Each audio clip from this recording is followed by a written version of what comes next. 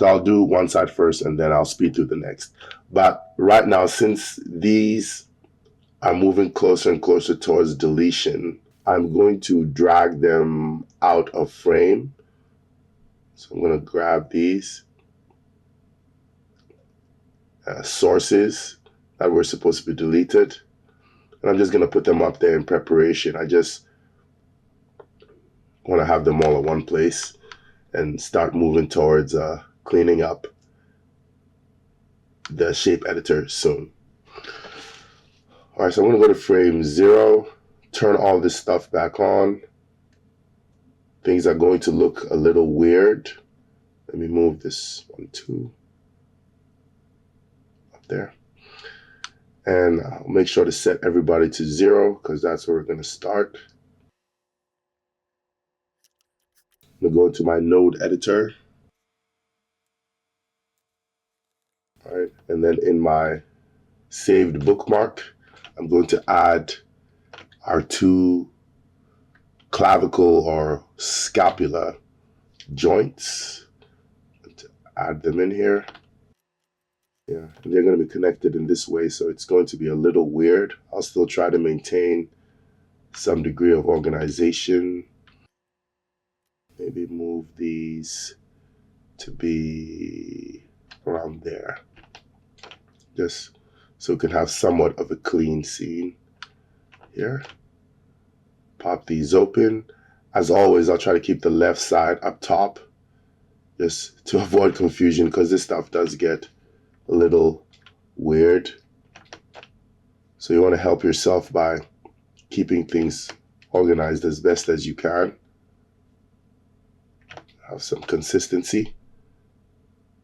Okay, so like that. Okay. Drop in my decompose matrix.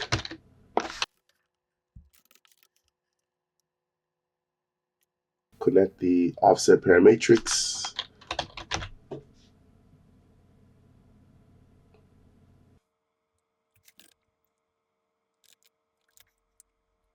And give it a good name. So I'm going to go with PSD left shoulder shrug protraction retraction.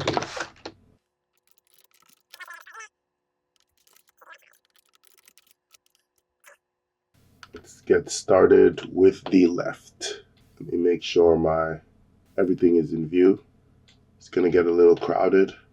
Go animation, key, set driven key window. Okay, so I'm gonna load the left side as my driver and grab my skinning fixes. All right, we're gonna start with output rotate Y. And output rotate Y, I'm gonna set my 0 state. I'm gonna grab my left shoulder shrug right there, my left shoulder shrug. I'm gonna set a 0 state. So I'm gonna key. Then I'm going to grab my output rotate Z and grab my shoulder protraction left, set a 0 state, grab my shoulder retraction left, set a 0 state. Right, so you should see all these things pop up. I'm gonna have to come back in here and clean things up again. I hate how things jump around in this window.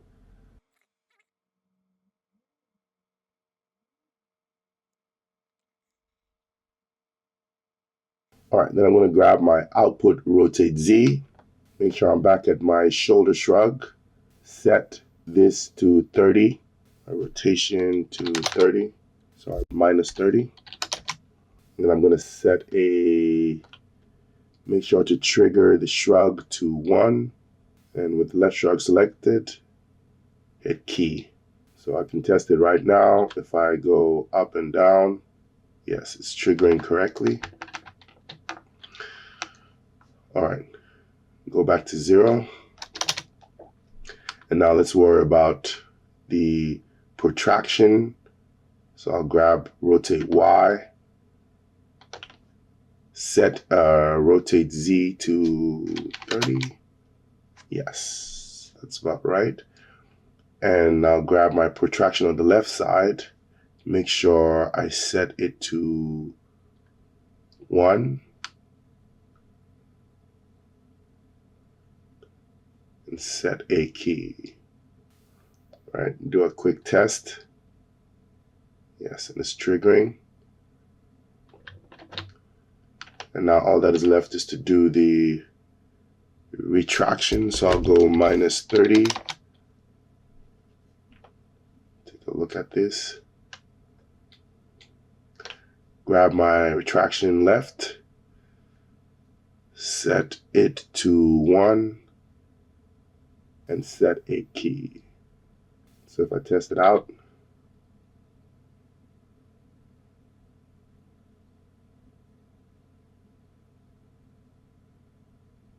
it's right, but there's a weird snappiness.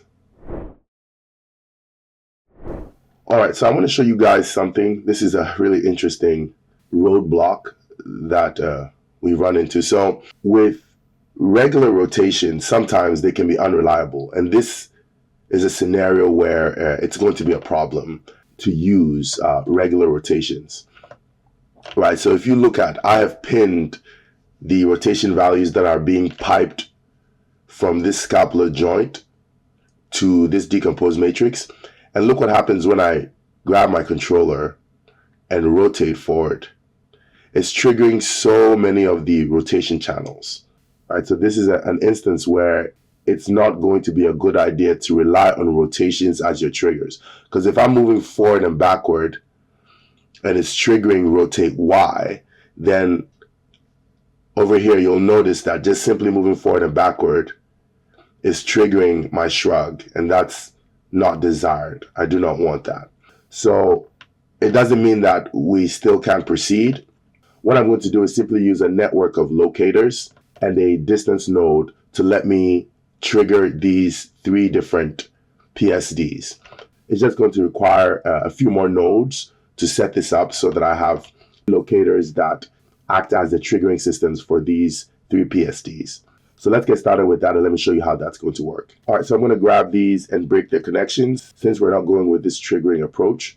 So I'll come over here, go to my scaling fixes and break connections. Break connections. Break connections. Reset this back to 0. All right, so let's get started with this locator system. Now, typically, you could just use locators and a specific my utility called the distance between. But because I want this lesson to give you a visual of what's happening, I'm actually going to use the measuring tool because that one gives you something in the viewport to actually look at and see distance values changing. But just know that the distance between node also works. So let me show you what I'm talking about. If I hit tab and look for distance between, this node works just as well as the distance dimension that the measuring tool gives you. It's the same thing. They both have a distance parameter that you can tap into. And I'm going to come over here and ignore all the work I was doing over here. I'll go back to my bookmark. I have a bookmark saved. So what's over here is the stuff that is being triggered by a decomp matrix. So I'm going to come over here and just place them anywhere. I'll go create, measuring tools, and I want 3 of them. So I'm going to go 1, enter, hit G, go 2, enter, and 3. And I am going to select these locators and increase their size, their local size to about 5 or larger, maybe 10, so I can see what's going on. And with all these locators selected, actually let me select all of this. Let me grab my scapular joint.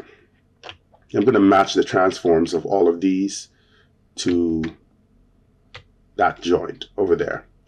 I'm going to go modify match translation, and I'll go match. And I'll just follow through and repeat the same process for all of these. All right, now it's time to name this stuff. So I'm going to call the first one locator, shoulder, shrug, trigger. And the next one will be called locator, shoulder, shrug, goal. So its second one will be the goal, and the first one will be the trigger. I'll do the same thing here. Shoulder, protraction, trigger, shoulder protraction, goal. And copy this, make this shoulder retraction, trigger, shoulder retraction, goal.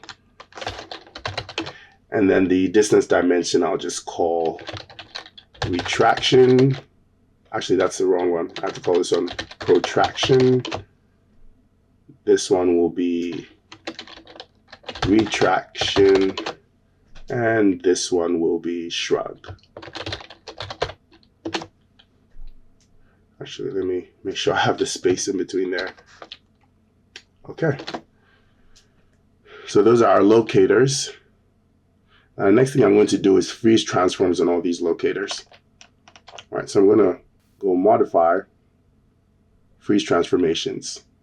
And the next thing I'm going to do is create a group node for each and every one of these. So with each one of them selected, I'm going to create a group. And I'm using this approach because this places the group right at where the locator is, and that's what I want. So I'll do the same for these guys. I'll hit the up key, repeat the command here, hit the up key, repeat the command. All right, and I'll just rename the groups. Give them the name of the stuff they're housing. Call it const grp. All right, because I'm going to be constraining to this, right? And there's another group I'm going to create, and I want to be able to distinguish between that group and this constrained group.